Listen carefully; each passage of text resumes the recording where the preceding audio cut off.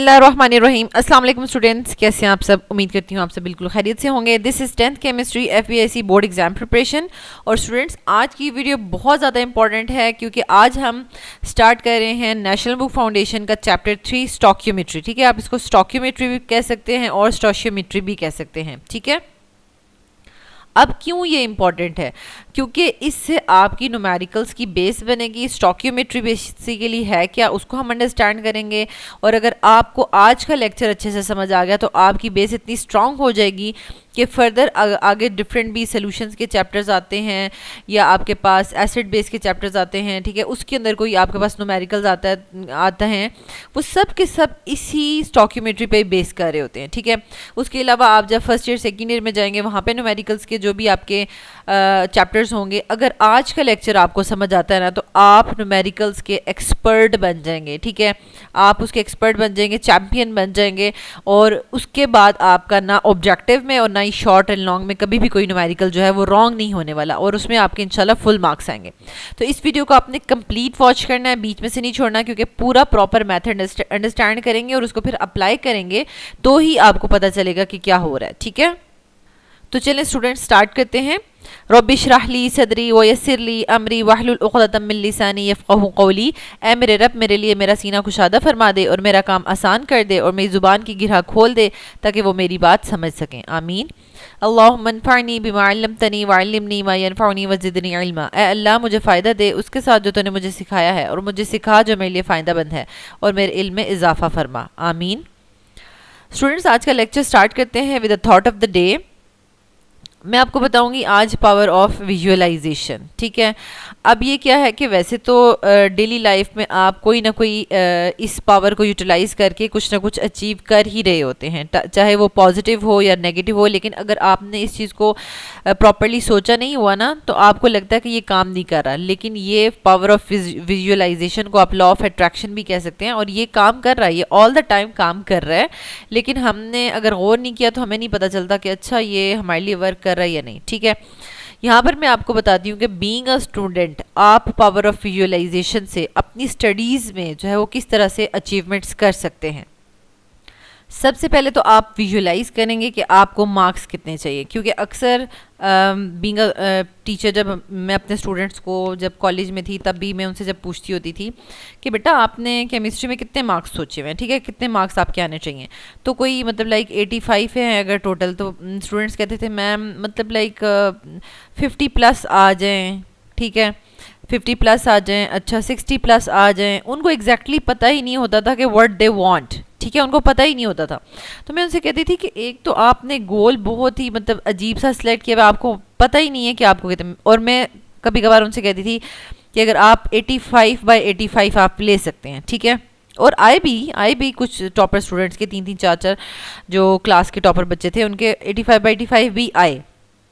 तो पहले मैं सब स्टूडेंट्स को कहती थी कि आपने अपने माइंड में सोचा ही नहीं कि कभी 85 आ सकते हैं। उन्होंने कहा कि मैम इतने कब आ सकते हैं।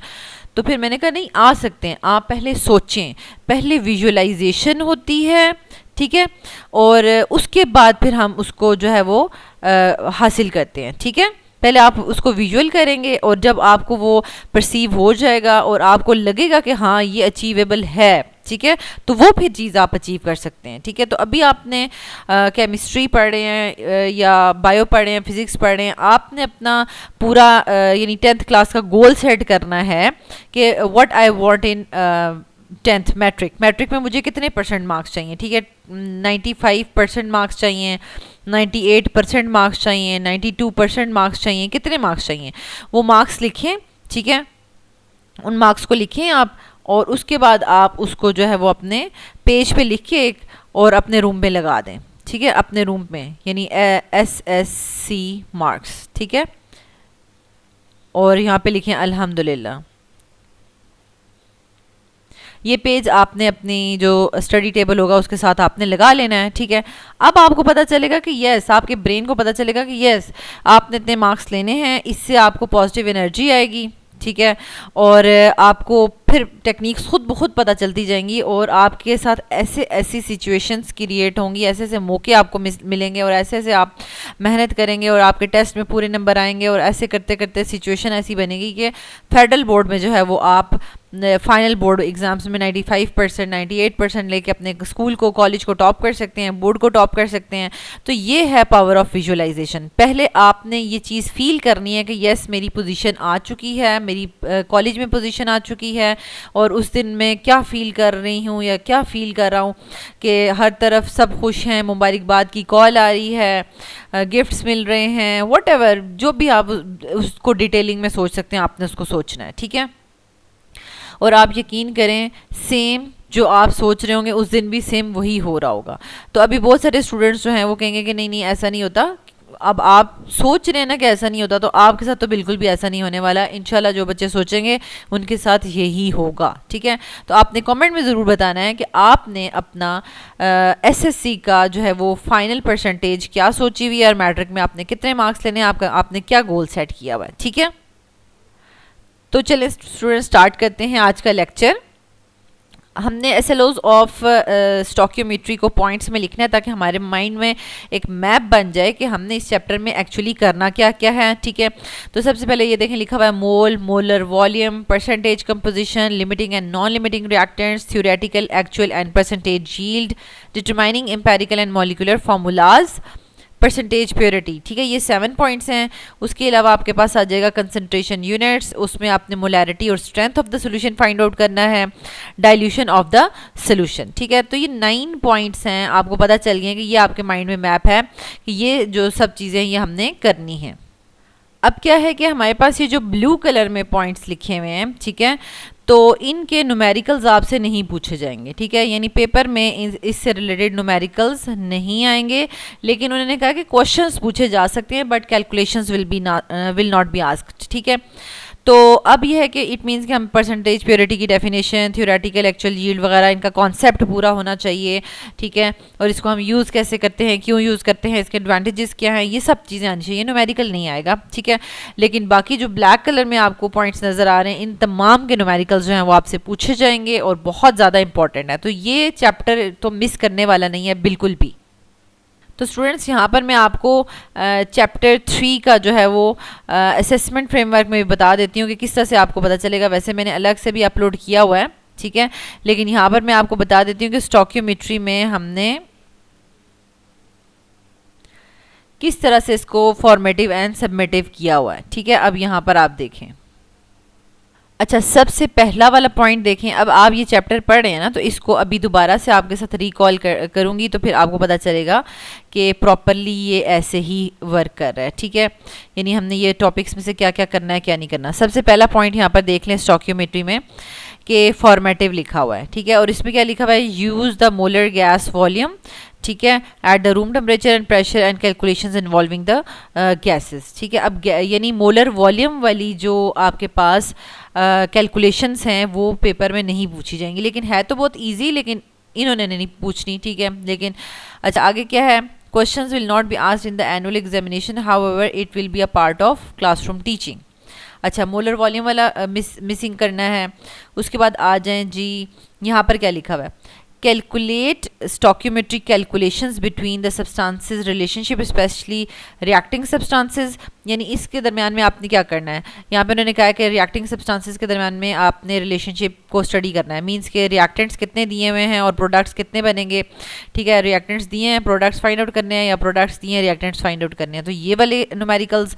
अच्छा उसके बाद क्या आ जाएगा, लिमिटिंग रिएक्टेंट वाले numericals, volume of the gases के numericals at room temperature, volume of the solution and concentration of the solution के न्यूमेरिकल्स, ठीक है, including conversions between the CM and DM cube, ठीक है। ये सारे के सारे आपके पास इन्होंने न्यूमेरिकल्स लिख दी हैं, ठीक है, कैलकुलेशंस लिखी हुई हैं, कैलकुलेशंस। अच्छा अब इनका आप देख लें, इसका क्या लिखा है, इन्होंने कहा कि ये बोथ हैं, फॉर्मेटिव भी है, सबमेटिव भी है। अब स्टूडेंट्स कहेंगे कि फॉर्मेटिव भी, सबमेटिव का क्या मतलब होता है, या तो फॉर्मेटिव होता है या सबमेटिव होता है। नहीं, यहाँ पर इन्होंने कहा है कि इसको हमने 2 पार्ट्स में डिवाइड कर दिया। Questions will be asked in the annual examination, यानी क्वेश्चन तो ज़रूर आएगा। However calculations for limiting reactants are formative. अब यानी लिमिटिंग रिएक्टेंट्स की जो कैलकुलेशंस है ना, ये आपसे नहीं नहीं पूछी जाएंगी, लेकिन बाकी आपसे छोटी मोटी कैलकुलेशन वगैरह पूछी जा सकती है, या उनका जो है वो रिलेशनशिप आपस में पूछा जा सकता है रिएक्टेंट प्रोडक्ट्स वगैरह का। ठीक है, तो यहाँ पर उन्होंने फॉर्मेटिव में क्या निकाला, limiting and non limiting reactants की जो कैलकुलेशंस होंगी, यानी कोई भी रिएक्शन है ना उसमें आपने फाइंड करना है कि कैसे आपको पता चलेगा कि कौन सा रिएक्शन लिमिटिंग रिएक्टेंट है। ठीक है, तो ये हम आगे जाके सीखेंगे। ये वाली कैलकुलेशन, लिमिटिंग रिएक्टेंट वाली कैलकुलेशन भी नहीं करनी है आपने। अच्छा, उसके बाद आ जाए, ये देखें क्या लिखा हुआ है, सबमिटेड फॉर पीबीए, यानी अब ये टॉपिक पूरा निकल चुका है, इसमें से थ्योरी में से सवाल नहीं आएगा। और लिखा हुआ है calculate concentration of solution in a titration using empirical formula. ठीक है, एम्पेरिकल फार्मूला को यूज़ करते हुए आपने सोल्यूशन की कंसंट्रेशन को फाइंड आउट करना है। ठीक है, ये भी आपका एक एक्सपेरिमेंट सा ही होता है, तो वो आपका थ्योरी में वो वाला नहीं पूछा जाएगा। अच्छा, उसके अलावा एक और देख लें, आपके पास है कैलकुलेट परसेंटेज यील्ड, जैसे कि आपको लिमिटिंग रिएक्टेंट का जो है वो कह दिया था, उसकी कैलकुलेशंस नहीं पूछी जाएंगी। इसी तरह कैलकुलेट परसेंटेज यील्ड नहीं पूछी जाएगी। ठीक है, परसेंटेज प्योरिटी नहीं पूछी जाएगी। ठीक है, यहाँ से मैंने आपको सारा कुछ दोबारा से बता दिया। ठीक है, ऑल्दो कि मैंने अलग से पूरा का पूरा असेसमेंट वाला जो है वो अपलोड किया हुआ है, आपने टॉपिक्स पे क्रॉस लगा दिया है कि जो जो भी आपके पास फॉर्मेटिव थे। ठीक हो गया, तो यहाँ से आपने देख लिया molar volume, limiting reactant, theoretical yield, percentage purity, इन सब के न्यूमेरिकल्स नहीं पूछे जाएंगे। अब देखें, अब आपको देखने से पता चल रहा है कि ये वही वाले टॉपिक्स हैं। ठीक है, ये वही वाले टॉपिक्स हैं जो अभी मैंने बोले हैं। मोलर वॉल्यूम भी हमने कहा कि उसकी कैलकुलेशन नहीं आएगी, परसेंटेज कंपोजिशन की भी कैलकुलेशन नहीं आएगी, परसेंटेज प्योरिटी की भी नहीं आएगी, परसेंटेज यील्ड की भी नहीं आएगी, limiting and non limiting reactants की भी कैलकुलेशन नहीं आएगी। ठीक हो गया। अच्छा, अब कंफर्म हो गया, अब हम स्टार्ट करते हैं। ये अंडरस्टैंड करना बहुत ज़रूरी था, क्योंकि माइंड मैप ना होना तो फिर फ़ायदा नहीं होता पढ़ने का, कि मतलब हम क्या पढ़ रहे हैं। तो आज के लेक्चर में जो है वो हम क्या क्या डिस्कस करेंगे, मोल, ठीक है, ये डिस्कस करेंगे, मोलर वॉल्यूम डिस्कस करेंगे, परसेंटेज कंपोजिशन, ठीक है, और हम डिस्कस करेंगे limiting and non limiting reactants. ठीक है, ये पॉइंट्स हम डिस्कस करेंगे। चलें स्टार्ट करते हैं लेक्चर। स्टूडेंट्स, जो भी आपको टिप्स एंड ट्रिक्स बताई जाएं तो वो आपने ज़रूर नोट डाउन करनी है, क्योंकि वो आपके लिए बहुत ज़्यादा हेल्पफुल होती हैं। तो चलें, सबसे पहले स्टोकियोमेट्री होती क्या है, यानी ये आपके पास केमिस्ट्री की जो ब्रांच है ये क्या करती है। Stoichiometry comes from the Greek word, अब ये दो वर्ड से मिलकर बनी हुई है, stoicheion meaning element and metron meaning measurement. ठीक है, तो इसका मतलब हुआ कि एलिमेंट मेजरमेंट को स्टोकियोमेट्री कहते हैं। ठीक हो गया। अच्छा, इसकी डेफिनेशन क्या है, the study of the relative amounts of the substances. Relative का मतलब है कि आप उनको एक दूसरे के मुकाबले में देख रहे हैं। जैसे कि अगर मैं यहाँ पर वाटर की जो है फॉर्मेशन, वाटर की फॉर्मेशन की मैं अगर इक्वेशन लिखती हूँ, ठीक है, कि हाइड्रोजन जो है वो ऑक्सीजन के साथ मिलेगा और वाटर बनाएगा। ठीक है, अगर अब मैं इसको बैलेंस करती हूँ तो ये इस तरीके से बैलेंस हो जाएगी। तो अब ये रिलेटिव अमाउंट्स का मतलब है कि 2 मोल्स ऑफ वाटर बनाने के लिए अगर 2 मोल्स ऑफ हाइड्रोजन चाहिए तो उसके रिलेटिव में ऑक्सीजन कितना चाहिए, ठीक है, उसके कंपैरिजन में। तो इसलिए हमने रिलेटिव अमाउंट्स का वर्ड यूज़ किया है। ठीक है, the study of the relative amounts of the substances involved in the chemical reaction is known as stoichiometry, यानी किसी भी रिएक्शन में जो सब्सटेंसेज इन्वॉल्व हो रहे हैं रिएक्शन में, तो उनकी आपस में रिलेटिव अमाउंट्स कितनी इन्वॉल्व हैं और किस तरीके से वो आपस में मिलके और कितनी प्रोडक्ट बना रहे हैं, इस चीज़ की स्टडी को स्टोकियोमेट्री कहते हैं। नेक्स्ट हमारे पास आ जाता है मोल। अब मोल क्या होता है, बेसिकली देखें, जब भी आपने कोई रिएक्शन करना है, किसी भी रिएक्टेंट ए को रिएक्टेंट बी में ऐड करना है और आपके पास कोई भी प्रोडक्ट बननी है सी, ठीक है, तो अब आप उसकी कितनी अमाउंट लेंगे। अब हम आपने किसी यूनिट में बात करनी है, किसी मेजरमेंट यूनिट में बात करनी है कि हम कोई भी समझे कि हाइड्रोजन गैस ले रहे हैं, ऑक्सीजन ले रहे हैं या कोई सॉल्ट ले रहे हैं, तो वो कितना ले रहे हैं। ठीक है, तो बेसिकली हम यहाँ पर एक मेजरमेंट यूनिट लेते हैं जिसको हम कहते हैं मोल। ठीक है, यानी अब इसमें हम मोल में बताएंगे कि जैसे कि अगर मैंने यहाँ पर वाटर की फॉर्मेशन लिखी, ठीक है, उसकी इक्वेशन लिखी, और उसमें मैं यहाँ पर ये बताऊंगी, ये इक्वेशन हमें ये बता रही है कि 2 moles of hydrogen react with 1 mole of oxygen to form 2 moles of water. ठीक है, तो वाटर के ये 2 मोल्स बना रहे हैं। तो बेसिकली ये मेजरमेंट के लिए एक यूनिट है जिसको हम यूज़ करते हैं। जैसे आप डेली लाइफ में एक यूनिट यूज़ करते हैं डजन, ठीक है, तो वो क्या होता है 12 इन नंबर। ठीक है, जैसे कि अगर आप ऑरेंज लेने जा रहे हैं, ठीक है, तो अब वैसे पाकिस्तान में तो हमारे पास जो ऑरेंजेस हैं वो डजन्स में होते हैं, लेकिन अक्सर मैंने सुना है कि बाहर की कंट्रीज़ में आप देखते हैं तो वो भी आपको केजी के लिहाज से मैयर मतलब वेट करके देते हैं, ठीक है। लेकिन यहाँ पर हम काउंट करते हैं, बेशक ऑरेंजेस का साइज़ छोटा है बड़ा है, वो डज़न ही कहलाते हैं और 12 इन नंबर ही जो है वो हम लेते हैं, ठीक है। तो इसी तरीके से जैसे डज़न होता है 12 इन नंबर, ठीक है। तो इसी तरह जो मोल है ना, उसका क्या मतलब है? मोल का मतलब है कि 6.02 10⁻23 पार्टिकल्स, किसी भी चीज़ के इतने पार्टिकल्स होने चाहिए, ठीक है। अब आप सोचें कि ये कितना बड़ा नंबर है। अगर मैं इसको ज़रा ओपन करके लिखूँ 6.02 को मुझे कितने ज़ीरोज़ के साथ मल्टीप्लाई करना पड़ेगा? 23, 1 2 3 4 5 6 और ये जाके 23 ज़ीरोज़ के साथ मल्टीप्लाई होगा। तो अब आप सोच सकते हैं, क्योंकि आपके पास जो एटम है वो बहुत ही स्मॉल अमाउंट में होता है, या मॉलिक्यूल्स बहुत ही स्मॉल इन साइज़ होते हैं, तो इसलिए उनकी इतनी क्वांटिटी 1 मोल क्वांटिटी जो है हम जो है वो कंसिडर करते हैं और उसको आपस में रिएक्ट करवाते हैं। 1 मोल, हाफ मोल, हम मोल की फॉर्म में उसको मेजरमेंट करते हैं, ठीक है। तो इसकी डेफिनेशन क्या हो जाएगी? The atomic mass, formula mass and molecular mass of a substance expressed in grams is called mole. यानी अगर आपके पास एटम्स हैं, जैसे कि मैं अभी आपको यहाँ पर एग्जांपल में बताती हूँ, तो ये मोल जो है ना बेसिकली किसी भी सब्सटेंस की अमाउंट को फाइंड आउट करने के लिए एसआई यूनिट है, ठीक है, और इसको सिंबल है MOL।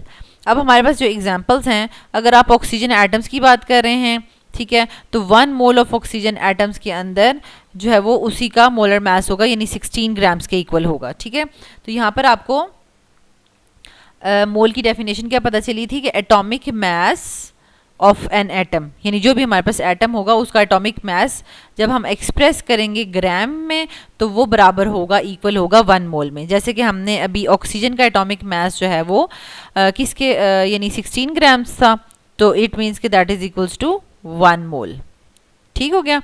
यानी ये ऑक्सीजन का एटॉमिक मास है, that is expressed in grams, जिसको हमने ग्राम्स में एक्सप्रेस किया। इसी तरह से अगर कोई मॉलिक्यूल है, जैसे कि हमारे पास वाटर मॉलिक्यूल की फॉर्म में है, तो मॉलिक्यूल का molecular mass expressed in grams is equals to 1 mole, ठीक है।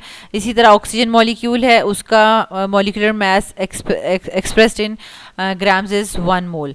ये हमारे पास आयनिक कंपाउंड्स हैं, ठीक है, सोडियम क्लोराइड, और इसका फार्मूला यूनिट होता है और इसका आपके पास फार्मूला यूनिट का फार्मूला मास होता है, और formula mass expressed in grams is called 1 मोल। और अगर आइंस हैं तो आइंस को एक्सप्रेस्ड इन, आइंस का जो आयनिक मास है, ठीक है, उसको एक्सप्रेस्ड इन ग्राम्स जो भी 1 मोल के इक्वल होगा, ठीक है। तो ये यहाँ से आपको मोल का पता चल गया।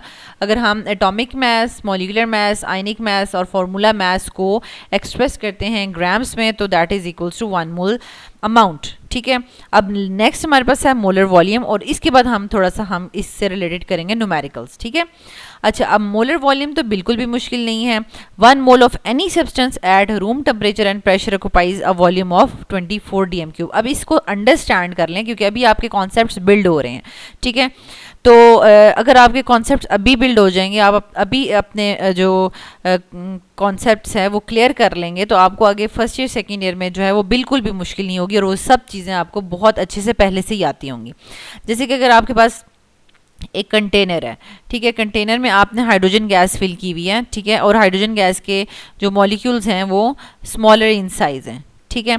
तो वो आपने लिए हुए हैं रूम टेम्परेचर एंड प्रेशर पे, ठीक है। तो वो कितना 1 आपने गैस के अमाउंट जो है वो 1 मोल ली हुई है, 1 मोल, तो वो कितनी गैस जो है वो कितनी स्पेस को ऑक्यूपाई करेगी, ठीक है, वो होगी 24 dm³ वॉल्यूम ऑक्यूपाई करेगी, ठीक है। और सेम अगर आप ऐसा करें कि आप ऑक्सीजन ले लें, ठीक है, ऑक्सीजन गैस ले लें और उसका 1 मोल ले लें, ठीक है, रूम टेम्परेचर एंड प्रेशर के ऊपर, तो अब उसका साइज तो थोड़ा बड़ा ही होगा, ठीक है, लेकिन ये होगा कि आपके पास ये देखें 6 7 8, ठीक है। तो अब ये भी उतना ही 24 dm³ ही वॉल्यूम को पाए करें, कोई इनको मुश्किल नहीं हो रही, क्योंकि आपको पता है गैस के मॉलिक्यूल्स के दरमियान में बहुत स्पेसेस होती हैं, तो इसलिए वो इजीली, बेशक साइज़ में स्मॉल है, साइज़ में लार्ज गैस है, ठीक है, तो वो सेम वॉल्यूम को पाए कर सकती हैं गैसेस, ठीक हो गया।